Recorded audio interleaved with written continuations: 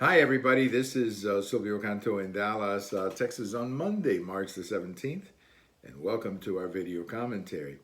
I have a post over at the American Thinker today talking about 1979 and how much of what I'm watching right now reminds me of 1979, the gasoline lines that we saw in the East Coast, the price of gasoline going up, inflation making its way back into our economy. All of that for people like me is reminiscent of 79, 80, which was a very difficult time for most Americans and really much of the world back then. When you add to that, just like back in 1979, 1980, we had a president back then, and we have a president now who's sending mixed messages.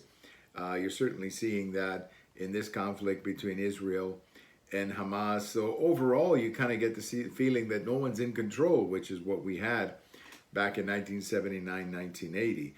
The biggest problem, though, when you look at the whole package, the biggest problem is inflation, because that has a way of just eating up everything else.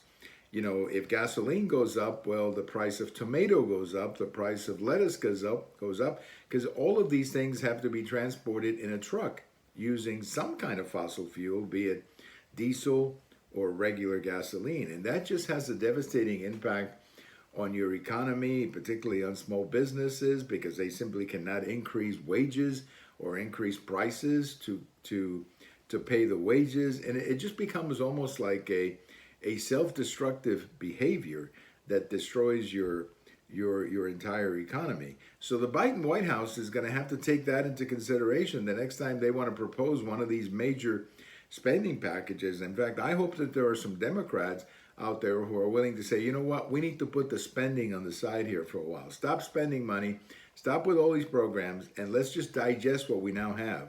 And then maybe look at all these issues down the road. Because, you know, they're talking about another infrastructure package where that's more and more money going into the economy at a time when it would just have more and more of an inflationary impact. And again, I remember inflation. You don't want to go through that whole thing again. Thank you for watching. And if today is your birthday, happy birthday. Bye-bye, everybody.